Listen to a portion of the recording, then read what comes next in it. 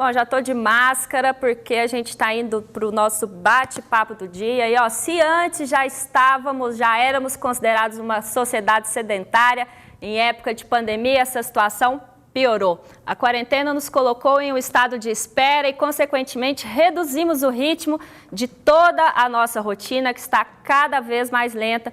Para falar sobre essa inatividade, da importância de movimentar o nosso corpo, a gente conversa agora com o professor da Universidade Federal de Goiás, doutor em Ciências da Saúde, Paulo Gentil, a quem eu já agradeço a sua participação, a sua presença aqui no nosso telejornal.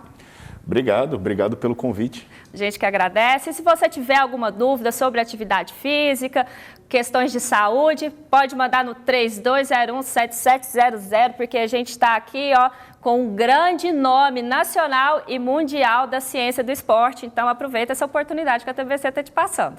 Professor, quero começar falando, então, que a quarentena começou cheia de gás, né? Quando, vou estudar, vou fazer outra língua, vou cozinhar mais, vou reformar a casa, vou limpar guarda-roupa, vou fazer atividade.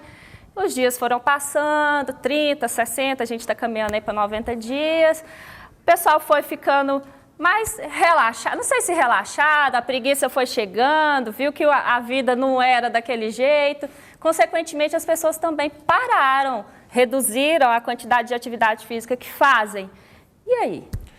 Eva, antes de tudo, obrigado pelas palavras, né? Obrigado pelo convite. É sempre ótimo poder falar sobre o que eu estudo e o que eu acredito. E o que aconteceu aqui de fato, né?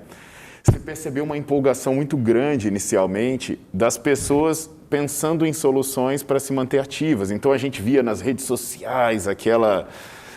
Estava até cansativo, né? Aquele boom, né, de exercício em casa. Todo mundo com alguma solução mágica e com coisas motivacionais. Só que o que se percebe é que conforme o isolamento se prolonga, as pessoas vão perdendo esse ânimo, vão ficando mais depressivas, mais ansiosas. Isso vira um ciclo vicioso. Porque, assim, o que a gente percebeu em estudo nosso com pesquisadores da Uniaraguaia? Que a quantidade de pessoas que não fazia nenhum tipo de exercício aumentou 80%. Então, quem não fazia, continuou não fazendo, e quem ali fazia mais ou menos ficou sem fazer também. Ficou sem fazer. Imagina, aumentou 80%. E o que a gente percebe, né? É sempre complicado quando fala em correlação o que é causa e o que é efeito, mas entre, por exemplo, as mulheres que não estão fazendo atividade física, já foi possível identificar 70% delas em algum quadro depressivo. Entre as que fazem, que se mantiveram ativas, isso é menos da metade. O risco de se tornar depressiva para uma mulher, se ela ficar inativa nesse momento, ele aumenta 134%. Então, as pessoas que já não tinham uma predisposição a fazer um exercício, uma caminhadinha simples, isso se agravou com essa possível depressão que a pandemia está provocando em todos nós, que isso não é uma exclusividade de uma pessoa ou de outra. A gente está com essa sensação generalizada de que o tempo demora a passar, os dias estão mais tristes, né? E as pessoas também deixam de se movimentar até em casa, aqueles movimentos mais corriqueiros, de ir à padaria, ou de ir ao supermercado, de transitar no quintal de casa. As pessoas estão ficando depressivas e até esse tipo de exercício mais simples elas estão deixando de fazer. Pois é, isso gera um círculo vicioso, né? A depressão deixa a pessoa inativa, a inatividade aumenta a depressão, mais inatividade, então a pessoa fica num círculo vicioso que precisa ser rompido. E aí acaba que mesmo aquela atividade espontânea dos pequenos deslocamentos ou aquelas tentativas domésticas, elas estão se tornando cada vez mais raras. E como que a gente pode fazer, então, para tirar essa pessoa desse estado de inércia, né? Porque a gente já sabe que exercício físico é remédio, né? Uhum.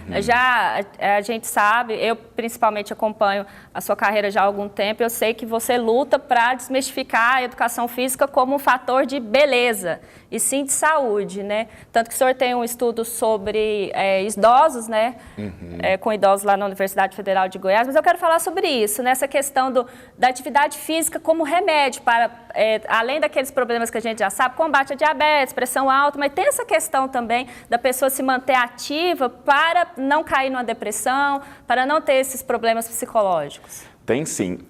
Quando eu falei de mulheres, né, é sempre para citar um exemplo que é um exemplo mais alarmante. O Brasil é o país mais ansioso do mundo. O mais ocioso do mundo. Ansioso. Os maiores níveis de ansiedade do mundo estão aqui. E as mulheres, elas são especialmente suscetíveis, né? Estima-se que em escala mundial, mais de 1/3 das mulheres vai sofrer com ansiedade em algum momento da vida. E o que a gente sabe é que isso normalmente é tratado de maneira farmacológica. Só que alguns estudos sugerem que a abordagem com exercício físico ela pode ser tão eficiente quanto a abordagem farmacológica. Então a gente pensa que pequenas pílulas de farmacológica, só para a gente deixar mais claro, que é aplicar utilização de remédio. Tomar os remédios para dormir, os remédios para ficar calmo, né? Para ser mais claro.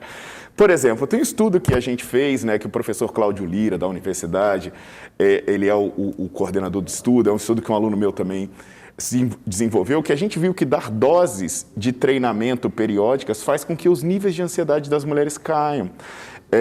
Tem estudos do nosso grupo também verificando que atividade em casa, por exemplo, a pessoa fazer uma dança, alguma coisa, seguindo um jogo eletrônico, também funciona como controle de ansiedade.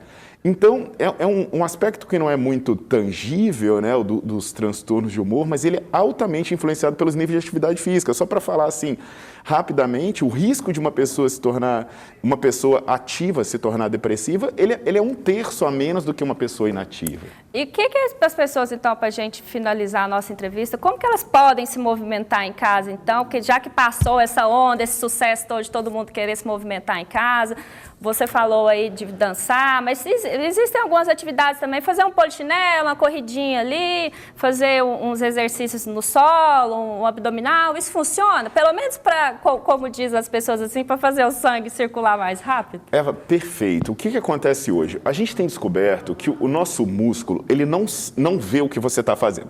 Por exemplo, para o seu músculo não faz diferença se você está fazendo um agachamento na sua casa ou numa academia. Para o seu músculo não faz diferença se você está fazendo uma flexão ou uma máquina em uma academia. Se você está com muito peso ou só com o peso do corpo, é isso? Não interessa. E se você está usando um elástico, o que interessa para o músculo é o quanto você usou ele em relação ao máximo que ele consegue fazer. Então, se na sua casa, por exemplo, você fizer um esforço elevado, para o seu músculo, isso vai ser exatamente a mesma coisa do que você estava fazendo na academia.